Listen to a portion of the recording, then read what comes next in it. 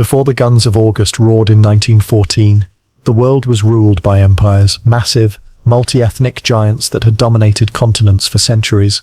The Austro-Hungarian Empire, the Ottoman Empire, the Russian Empire, and the German Empire all stood tall, seemingly invincible, held together by tradition, monarchy, and military power. But beneath the glittering surface of imperial crowns, cracks had already begun to form. This is the story of how World War I didn't just redraw borders, it shattered the old world order. It dismantled monarchies, unleashed revolutions, and gave birth to a new, uncertain world. Let's begin where the stage was set. At the turn of the 20th century, Europe was a powder keg. Empires ruled vast populations made up of different ethnicities, religions, and languages. Nationalism was growing, but empires refused to budge. The result, tension. In Austria-Hungary, 11 major ethnic groups were held under the rule of 2 monarchs and a complex bureaucracy. The Slavs in the south yearned for independence. The Hungarians wanted more autonomy. The empire was a patchwork quilt sewn with threadbare loyalty. The Ottoman Empire, once the terror of Europe, was now derisively called the sick man of Europe. It had lost its grip on the Balkans, and Arab nationalism was stirring in its provinces. The Russian Empire, the largest of all, ruled over Poles, Finns, Ukrainians, Armenians, and Central Asians, many of whom dreamed of self-rule. It was held together not by unity but by fear, and even that was fading. And then there was Germany, a relatively young empire, forged through war in 1871, confident and militarized, eager to prove its place as a dominant power in Europe and beyond. 4 empires, 4 powder kegs, and a single spark would set them all alight. On June 28, 1914, Archduke Franz Ferdinand, the heir to the Austro-Hungarian throne, was assassinated in Sarajevo by a Bosnian Serb nationalist. To Vienna, it was a terrorist act. To many Slavs, it was resistance. The murder ignited a diplomatic chain reaction. Austria-Hungary declared war on Serbia. Russia, protector of the Slavs, mobilized. Germany backed Austria. France and Britain entered to contain German aggression. What began as a regional crisis became a global war. But behind the trenches and the barbed wire, another war was taking shape, a war for survival inside the empires themselves. The war demanded soldiers, food, and loyalty. The empires turned inward, squeezing their people for everything they had. But for many of these subjects, especially those from minority populations, loyalty was thin, and resentment was thick. In the Austro-Hungarian Empire, Slavic soldiers often questioned why they were fighting for an empire that suppressed their language and identity. Desertions grew, rebellions simmered, the empire was dying from within. The Ottoman Empire, joining the Central Powers, launched brutal campaigns against internal enemies. The Armenian population, suspected of siding with Russia, faced a genocide that killed over 1 million people. Arab revolts began brewing, fueled by British promises of independence. In Russia, war exposed the incompetence of the Tsarist regime. Shortages, defeats, and mass casualties turned unrest into revolution. By 1917, the Romanovs had fallen, and Russia had exited the war under Lenin's Bolshevik leadership. And in Germany, even as the military held strong, the civilian population suffered under naval blockades, food shortages, and inflation. By 1918, protests and mutinies were spreading across the empire. The empires were still standing, but they were already collapsing from the inside. By the end of the war in 1918, centuries-old monarchies had fallen like dominoes. Tsar Nicholas II abdicated and was executed by revolutionaries. The Romanov dynasty, which had ruled Russia for 300 years, was gone. Kaiser Wilhelm II of Germany fled into exile. The German Empire crumbled and was replaced by the fledgling Weimar Republic. Emperor Karl I of Austria-Hungary renounced his role in governance, and the empire fractured into separate states: Austria, Hungary, Czechoslovakia, and the Kingdom of Serbs, Croats, and Slovenes, later Yugoslavia. The Ottoman Sultan's days were numbered, too. Though he technically remained until 1922, the empire was carved up by the victors, and internal revolution soon deposed the caliphate entirely. In just 4 years, the imperial map of the world was torn to shreds. The kings were dead or dethroned. What came next was a chaos of new nations, old grudges, and rising ideology. The war that was supposed to end all wars instead unleashed forces that reshaped the global order. From the ashes of empire rose new countries: Poland, Czechoslovakia, Yugoslavia, and the Baltic states. In the Middle East, colonial mandates replaced Ottoman rule, planting the seeds for future conflict. In Russia, communism took root and spread its influence across borders, but none of it came easy. The post-war settlements, most notably the Treaty of Versailles, imposed new borders, often without regard for ethnic or historical realities. In many places, peace felt like just another kind of war. The fall of the empires was not the end of struggle. It was the beginning of a new kind of tension: national versus colonial, liberal versus totalitarian, old loyalties versus new identities. The world map had changed, but the world itself was still learning how to live with those changes. Let me know when you're ready for part 2, where we'll explore the collapse of Austro-Hungary in depth, including how ethnic tensions and military failures split the empire apart. In the heart of Europe, the Austro-Hungarian Empire had once seemed a miracle of diplomacy, an elaborate balancing act that kept dozens of nationalities under one imperial roof. But when World War I struck, that illusion shattered. This empire was not a single nation but a kaleidoscope of ethnic groups: Germans, Hungarians, Czechs, Slovaks, Slovenes, Croats, Serbs, Ukrainians, Romanians, Poles, Italians, and more. Bound together by dynastic rule and uneasy compromise, they had never truly been united. The Great War pushed them all to the breaking point. The Austro-Hungarian Empire was already aging by 1940. Emperor Franz Joseph had ruled since 1848, clinging to old ways while modern Europe surged ahead. His empire stretched from the Alps to the Carpathians, from the Adriatic Sea to the Ukrainian steppe. But beneath the surface, things were unstable. Each nationality had its own language, culture, and political aspirations. The 1867 Ausgleich had created a dual monarchy, Austria and Hungary as separate states under one emperor, but this deal excluded many of the Slavic peoples. Their demands for recognition were met with repression or half measures. As war began, the empire hoped that a military victory would restore its crumbling authority, but war only deepened the fractures. Austria-Hungary entered the war with confidence, but it was not prepared for the brutal reality of modern conflict.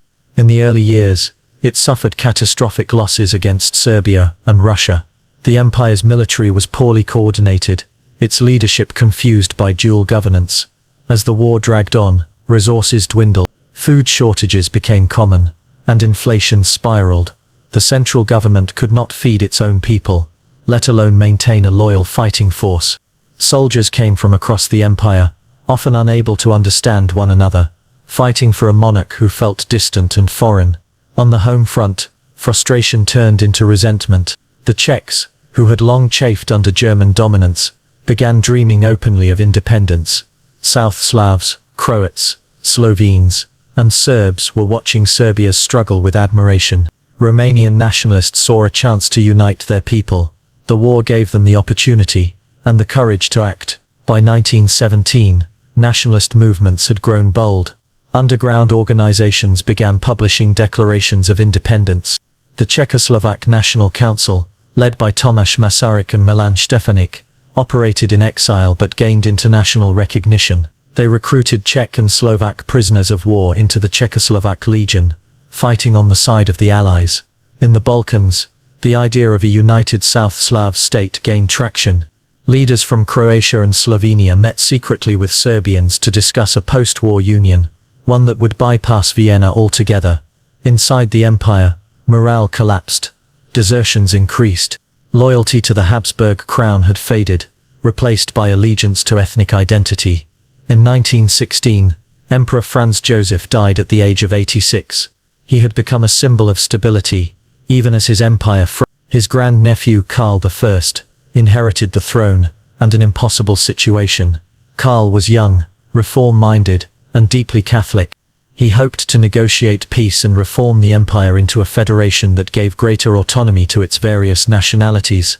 He made secret attempts to broker a separate peace with the Allies, even sending his brother-in-law to Paris. But it was too late. The empire's enemies had lost trust, and within its borders, nationalists had gained too much momentum. Karl's vision of a united, multi-ethnic monarchy was admirable, but naive. As 1918 wore on, Austria-Hungary simply unraveled. October 1918, the Czechs declared independence in Prague. Slovakia followed shortly after. October 29, 1918, South Slavs in Croatia and Slovenia declared their separation and formed the state of Slovenes, Croats, and Serbs. November 1, 1918, Hungary declared its independence from Austria.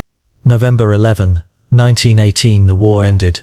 On that same day, Karl I relinquished his participation in state affairs, but did not formally abdicate. In a matter of weeks, an empire that had stood for nearly 400 years simply ceased to exist. The Treaty of Saint-Germain, 1919, and the Treaty of Trianon, 1920, formally dissolved Austria-Hungary.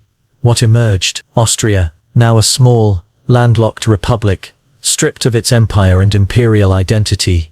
Hungary lost over 2/3 of its territory and population. Transylvania went to Romania, Slovakia and Ruthenia to Czechoslovakia, Croatia and Slovenia to Yugoslavia. Czechoslovakia formed as a new state, combining Czechs and Slovaks under one republic. Yugoslavia, originally the Kingdom of Serbs, Croats, and Slovenes, formed as a new Slavic union in the Balkans. Poland re-emerged as an independent nation for the first time in over a century, incorporating parts of former Austro-Hungarian Galicia. Austria-Hungary had vanished, not with a bang, but with a long, drawn-out sigh. What replaced it was a patchwork of republics and kingdoms, some hopeful, some unstable, all uncertain. The death of the Habsburg Empire was celebrated by nationalists and revolutionaries, but its fall came at a cost. Ethnic tensions didn't disappear, they were just redefined. New borders were often drawn hastily, ignoring centuries of local identity and rivalry. Minorities became stranded in foreign states. Conflicts over language, land, and governance erupted again and again in the decades that followed. Austria-Hungary's collapse didn't solve the problem of nationalism, it complicated it, and yet, for millions who had lived under imperial rule, the end of the empire was the beginning of hope. A chance, however fragile, to build something of their own. As the guns of World War I thundered across Europe, another empire older than the Habsburgs, and steeped in centuries of conquest, was quietly dying in the east. The Ottoman Empire, once rulers of vast swaths of Europe, Asia, and Africa, entered the war hoping to reclaim lost power.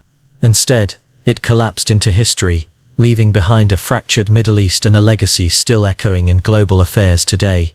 By the early 20th century, the Ottoman Empire had earned a grim nickname, the sick man of Europe. After centuries of military glory and imperial dominance, the empire had fallen into stagnation. Its administrative systems were bloated, its army outdated, and its economy weak. Internally, the Ottomans struggled with rising nationalist movements. Arabs, Armenians, Greeks, and Kurds all began to seek autonomy or independence. Externally, European powers nibbled at Ottoman territory, especially in North Africa and the Balkans. The empire's humiliating loss in the Balkan Wars of 1912-13 exposed its military weakness. When World War I erupted, the Ottomans saw an opportunity. If they could align with the right side and win, perhaps they could turn the tide of decline. In 1914, the Ottoman Empire entered the war on the side of the Central Powers Germany and Austria-Hungary. The decision was heavily influenced by the pro-German faction within the ruling Committee of Union and Progress, especially the influential three pashas, Enver, Talat, and Samal. Strategically, the alliance made sense. Germany was powerful and technologically advanced, and German advisors had already begun modernizing the Ottoman military. But this alliance also brought the empire into direct conflict with Britain, France, and Russia, nations with vested interests in Ottoman land. To the Ottomans, the war meant battles on multiple fronts. Gallipoli, 1915-16, one of the most famous campaigns of the war. Ottoman forces, under Mustafa Kemal, later Ataturk, held off a massive Allied invasion. The victory was a rare triumph for the Ottomans, and a source of national pride. Mesopotamia, British forces invaded from India and captured Baghdad in 1917. The British presented themselves as liberators, though they had their eyes on oil and strategic territory. Arabia, perhaps the most consequential front, where Arab tribes encouraged and supported by the British revolted against Ottoman rule. T.E. Lawrence, known as Lawrence of Arabia, became a symbol of this rebellion, though it was led by Arab leaders like Sharif Hussein and his sons Faisal and Abdullah. The empire was crumbling from within. Infrastructure collapsed, communication lines failed, desertions increased, local leaders began to act autonomously. Amid the chaos of war, one of the darkest chapters in Ottoman and world history unfolded, the Armenian genocide. Fearing that Christian Armenians within the empire might side with Russia, Ottoman authorities launched a brutal campaign of deportation, massacre, and starvation in 1915. Between 1 and 5 million Armenians were killed or perished from forced marches into the Syrian desert. The genocide left a lasting scar on humanity, and remains a source of international tension and historical debate. For the Ottomans, it further tarnished their legitimacy, both internally and globally. By late 1918, the Ottoman Empire was exhausted, its military shattered, its economy wrecked, its people starving. On October 30, 1918, the empire signed the Armistice of Mudros with the Allies, effectively ending its involvement in the war. The terms were harsh. Allied forces occupied Constantinople. Ottoman territory in the Middle East was handed over to the British and French. The empire's once vast holdings in Arabia, Mesopotamia, Syria, and Palestine were gone. The Sultan, Mehmed sect, was now little more than a puppet under Allied control. Partition and the mandates. The collapse of the Ottoman Empire posed a new question: who would control its former lands? Britain and France had already answered it in secret. In 1916, they had signed the Sykes-Picot Agreement, dividing the Middle East into spheres of influence. France would control Syria and Lebanon. Britain would take Iraq, Transjordan, and Palestine. After the war, the League of Nations formalized this arrangement through the mandate system. Though framed as a path toward independence, these mandates were colonialism in a new costume. Iraq became a British mandate, though plagued by rebellion and instability. Syria and Lebanon fell under French control, sowing seeds for decades of tension. Palestine, under British rule, became a crucible of conflict between Jews and Arabs, a conflict that continues today. The Arab leaders who had fought alongside the British felt betrayed. They had hoped for independence, not occupation. The resentment born during this era would shape the politics of the region for generations. Back in Anatolia, a revolution was brewing. Mustafa Kemal, the hero of Gallipoli, refused to accept Allied occupation and the Sultan's submission. In 1919, he launched a nationalist resistance movement. Over the next 4 years, he led a war of independence against occupying forces, Greek, French, Armenian, and eventually drove them out. In 1922, the Ottoman Sultanate was officially abolished. A year later, the Republic of Turkey was born, with Kemal, now Ataturk, as its first president. Ataturk's reforms were radical and swift: secularism, modernization, women's rights, Latin script, Western dress. Turkey turned its back on its Ottoman past and sought a new identity in the modern world. The fall of the Ottoman Empire created a new map, but not a peaceful one. Lines drawn by colonial powers did not reflect ethnic or tribal realities. Promises made to Arabs and Jews clashed. Nationalist aspirations were suppressed. The seeds of future wars, insurgencies, and rivalries were planted deep. Yet the collapse also marked a turning point. Nations like Turkey, Iraq, Syria, Lebanon, Jordan, and Saudi Arabia emerged, some as monarchies, others as republics. The Ottoman twilight ended in confusion and bloodshed. But from its ruins, a new and volatile Middle East took shape.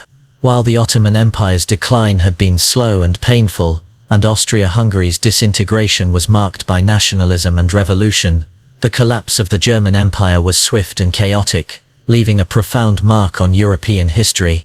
The fate of Germany in the aftermath of World War I didn't just reshape the map, it would lay the groundwork for the horrors that would follow in the 20th century.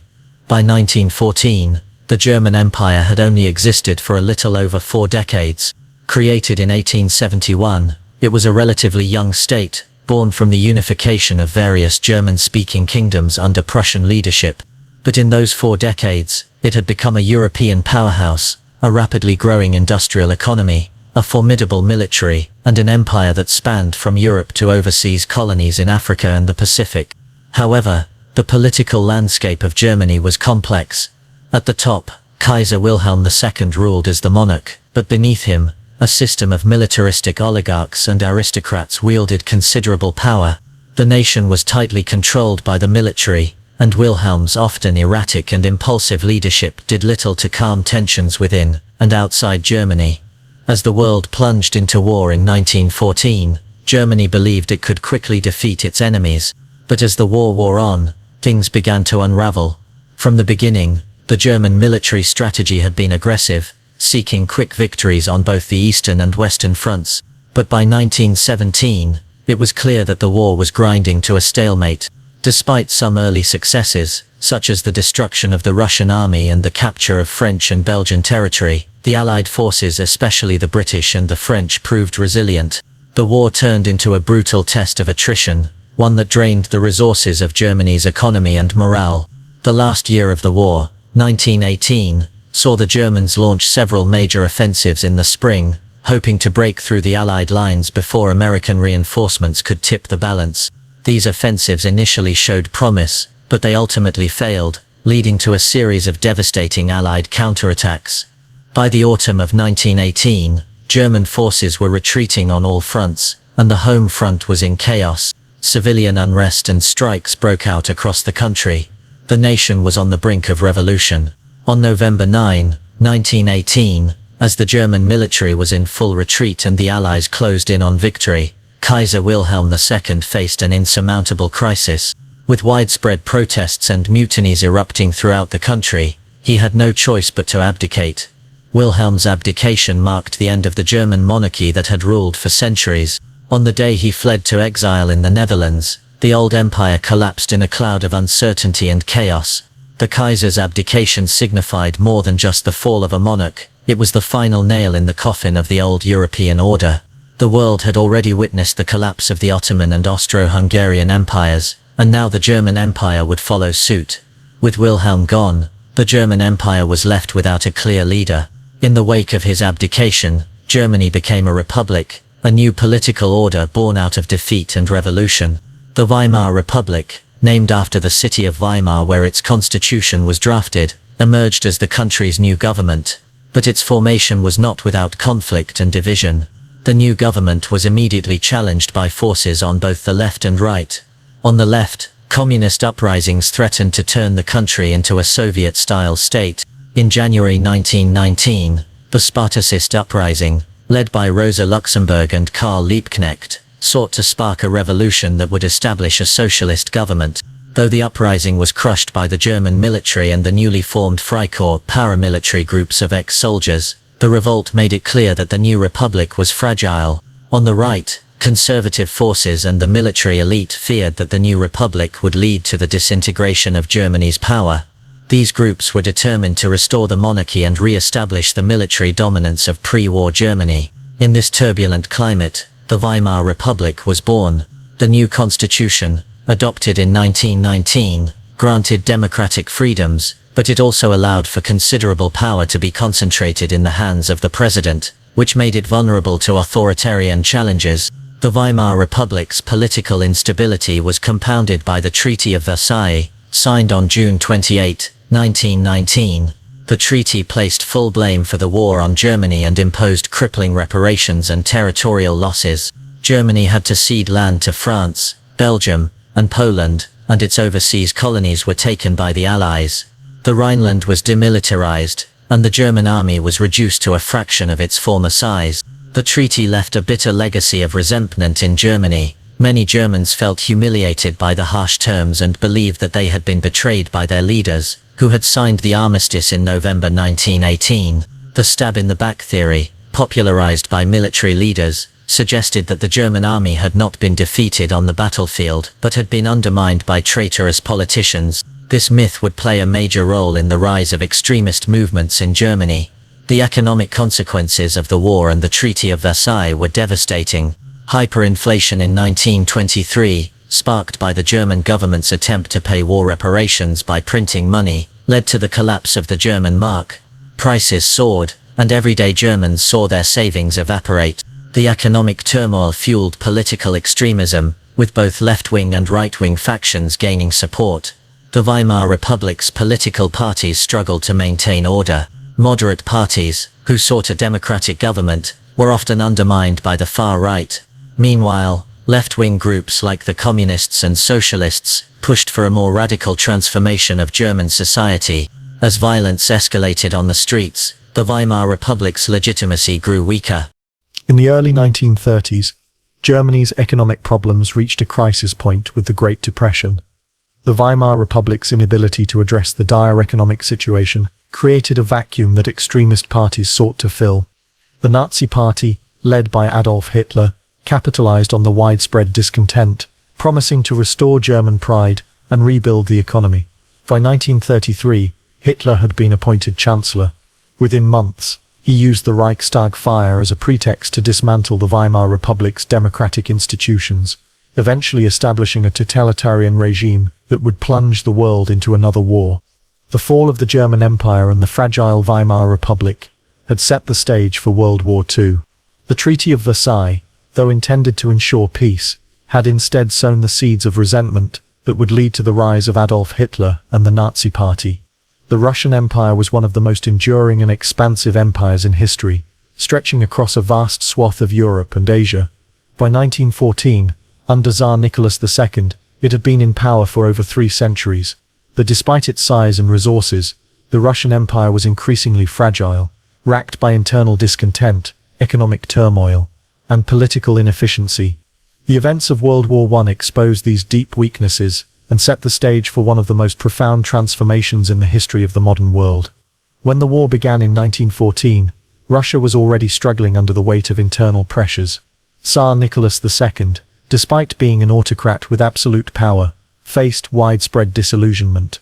His rule was marked by bureaucratic inefficiency, corruption, and failure to address the grievances of the vast peasant majority. While the Russian aristocracy and upper classes held great wealth and land, the majority of the population lived in poverty. The Industrial Revolution had begun to reach Russia, but it was uneven and incomplete. While cities like St. Petersburg and Moscow grew, the majority of the population still lived in rural, underdeveloped areas. Russia was also an agricultural giant, but its reliance on outdated farming techniques made it unable to feed its growing population. In addition to these economic struggles, there was increasing political unrest. The discontent of peasants, workers, and intellectuals alike was growing, and revolutionary movements began to stir in the background, particularly among the Bolsheviks, a faction of the Russian Social Democratic Labour Party. When the Great War erupted, Russia entered the conflict on the side of the Allies, primarily due to its alliance with France and Britain. The Russian military was poorly equipped and poorly led, and the conditions on the Eastern Front were grueling. The Russian army faced repeated defeats at the hands of the Germans and Austro-Hungarians, which only deepened the morale crisis.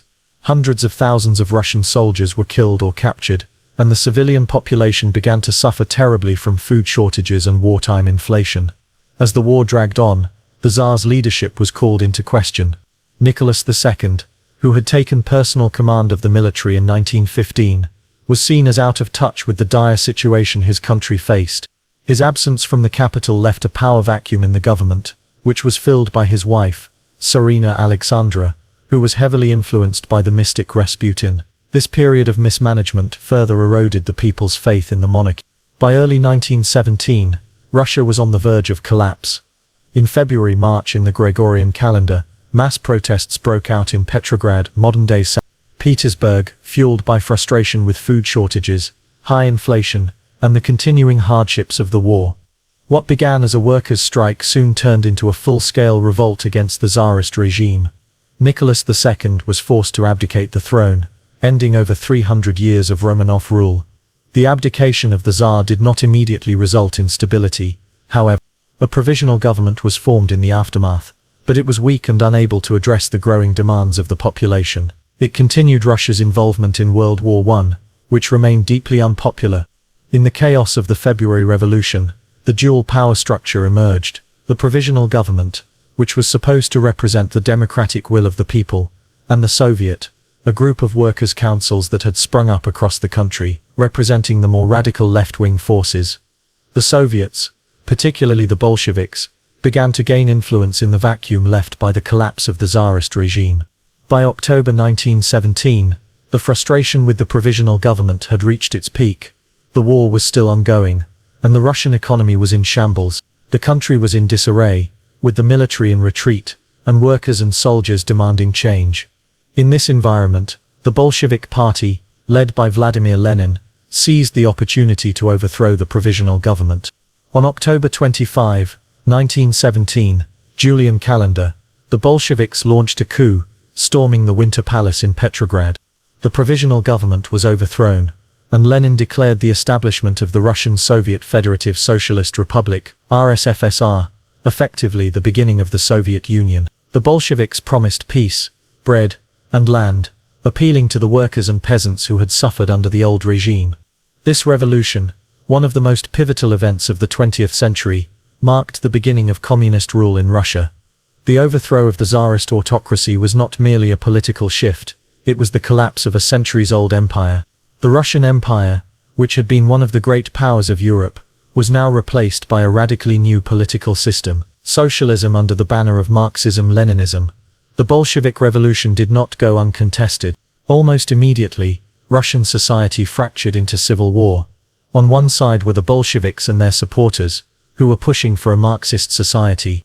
On the other side were the white forces, royalists, conservatives, liberals, and even some socialist factions, who opposed the Bolshevik seizure of power.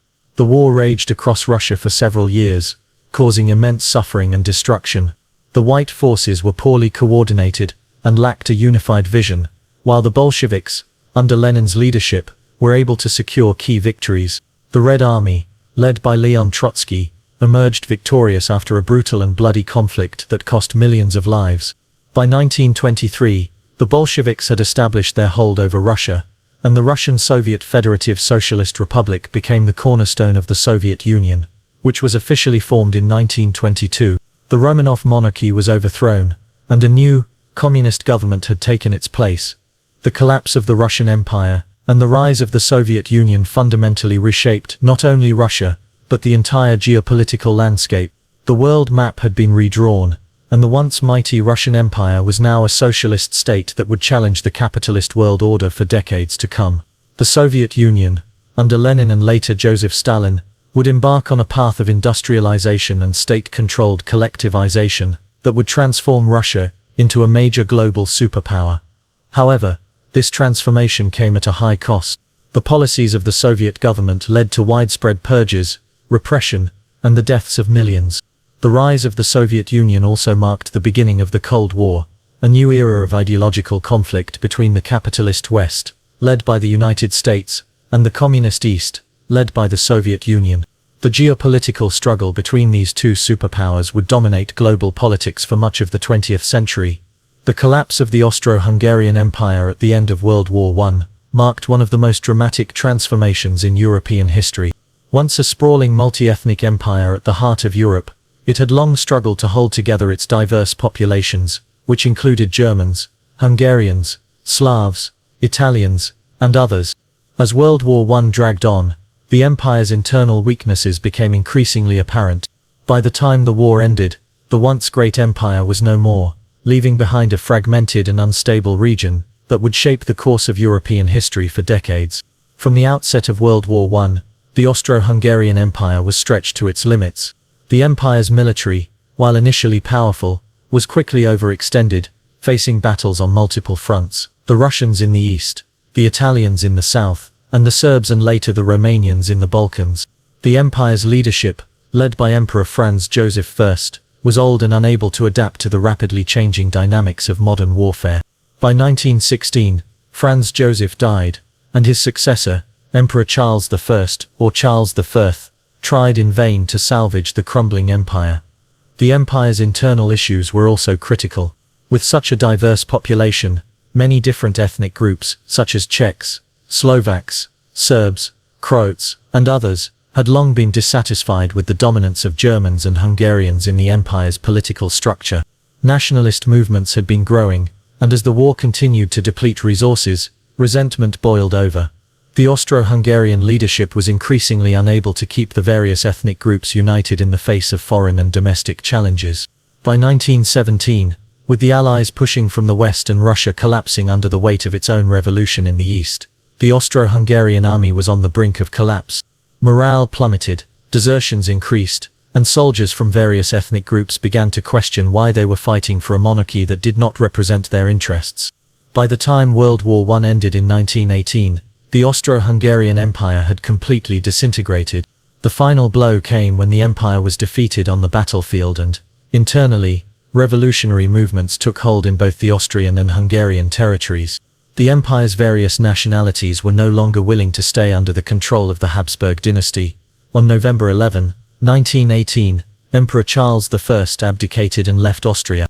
In Hungary, a Soviet-style republic briefly existed before collapsing. With no central government, the old empire was divided into several new nation-states.